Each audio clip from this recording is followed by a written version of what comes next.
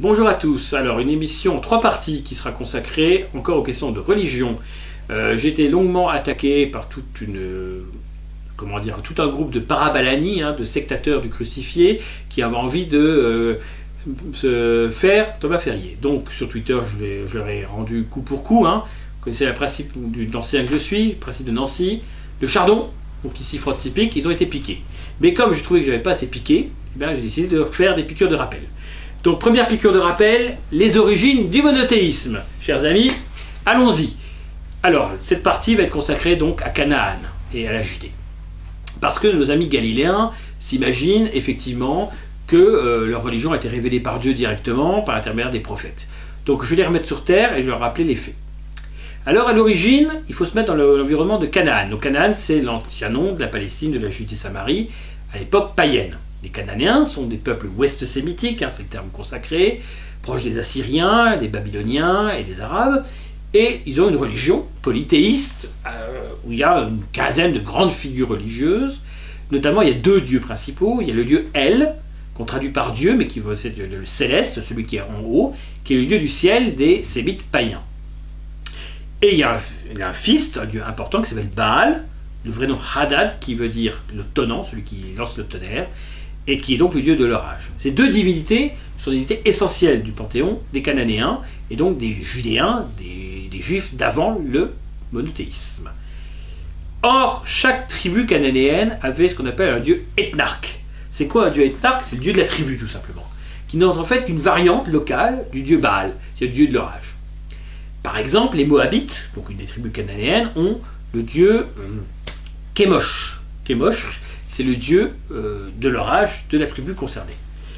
Effectivement, on peut faire des jeux de mots d'ailleurs, quelques camarades se moquaient. Kémosh, oui, c'est pas un dieu très beau, bon, c'est comme ça.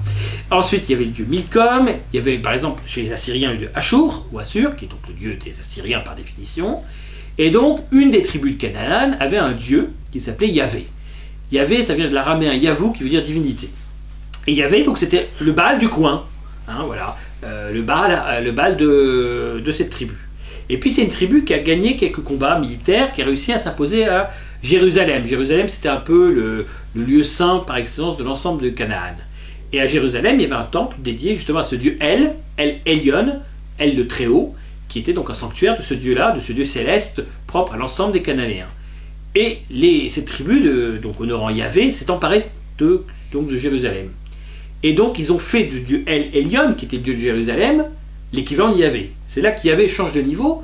Au lieu d'être un simple dieu de l'orage parmi tant d'autres, qui n'en fait qu'un aspect de Baal local, il se confond avec le dieu céleste. C'est là que ça change. C'est-à-dire qu'effectivement, à partir de là, les yavistes, les partisans du dieu Yahvé, font de leur dieu un dieu supérieur. Mais qui reste le dieu de leur tribu, et uniquement le dieu de leur tribu, c'est-à-dire qu'ils ne sont pas monothéistes. Ils ne disent pas les autres dieux n'existent pas. Ils disent c'est notre dieu, c'est un dieu qui est à nous, et ils honoraient aussi d'autres dieux. Yahvé a une épouse, par exemple. La déesse Elat Asherah, c'est l'épouse de Yahvé. Donc ce n'était pas un dieu unique. Les Judéens honoraient Baal, ils continuaient d'honorer Baal, Réchef, le dieu guerrier, ou encore Ashtoret, la déesse de l'amour, ou Eshmoun, le dieu médecin, par exemple. Il y en a plein de dieux comme ça. Le dieu du soleil, la déesse de la lune. Jérusalem, d'ailleurs, porte le nom de 2 divinités païennes. Yari, le dieu de la lune, et Shalim, dieu de l'étoile du soir, dieu du crépuscule. Bon, donc c'est un environnement païen. Il y a un choc psychologique essentiel qui va expliquer le monothéisme.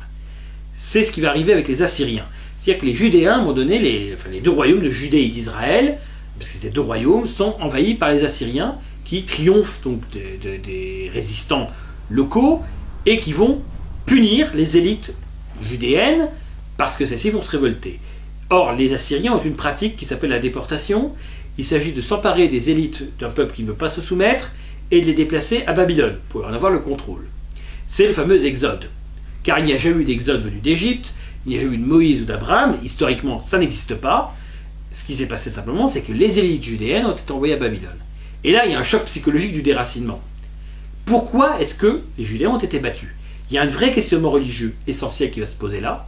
Les gens n'ont pas forcément conscience aujourd'hui, mais ça a été étudié par de nombreux historiens et par Nietzsche d'un point de vue purement analytique. Il y a un traumatisme. Comment tu expliques que tu es vaincu? Est-ce que tu es vaincu parce que ton Dieu est inférieur au Dieu du voisin? et qu'en conséquence, simplement, donc tu as un Dieu qui est un faux Dieu, qui est un mauvais Dieu, en tout cas un Dieu insuffisant, où est-ce qu'il y a notre raison? Et c'est là que tout va changer. Ces élites judéennes vont inventer la notion de péché. C'est-à-dire qu'ils n'ont pas été vaincus parce que le Dieu des Assyriens était supérieur, ils ont été vaincus parce qu'ils n'ont pas été assez respectueux de leur propre Dieu. Qu'il fallait être plus respectueux de Yahvé. Et c'est là qu'ils se disent, il ne faut pas honorer d'autres dieux que Yahvé. C'est parce que nous avons d'autres dieux, comme la déesse de Asherah et d'autres, que Yahvé nous fait la tête et nous a mis en position de victime. C'est là que c'est très important, la rupture elle est là, c'est nous devons nous repentir. Et ça c'est une innovation religieuse qui n'existait pas avant. Nous devons nous repentir, nous sommes pénitents. Et c'est de là que viennent tous les aspects de repentance qu'on retrouve chez le christianisme. Ça vient de cette idée que les citoyens sont des pécheurs et qui donc doivent s'excuser auprès de Dieu. Et donc ils doivent faire du zèle religieux. Le fanatisme, ça vient du temple. Le mot fanum qui veut dire un temple, le fanatisme c'est bien ça. Ça veut dire qu'il faut faire du zèle. Et donc c'est là où on voit tous ces principes extrêmement contraints. T'as pas le droit de faire ci le matin, t'as pas le droit de faire ça, t'as pas le droit de travailler samedi. Pourquoi? Parce qu'il faut donner à Dieu, comment dire, des preuves de son amour et de sa fidélité, donc de sa soumission. N'oublions pas par exemple que le mot islam veut dire soumission. Il faut se soumettre à Dieu. Et si on ne se soumet pas à Dieu, alors Dieu nous punit. C'est un Dieu vengeur, c'est un Dieu jaloux, il nous punit. Et là est le génie du monothéisme, ou le malheur du monothéisme, d'une certaine manière, pour l'humanité. Et à partir du moment où on est en soumission, et qu'on est face à un Dieu qui nous donne sa vérité, alors l'intolérance religieuse va émerger, naturellement. Si on a la vérité, c'est que l'autre est un menteur. Si c'est un menteur, soit on le tue, soit on le convertit de force. Et c'est ce qui va se passer dans le deuxième chapitre que nous allons évoquer dans une émission ultérieure. Je vous remercie de m'avoir écouté sur la partie donc les origines du monothéisme. La prochaine étape sera les origines du christianisme. Merci.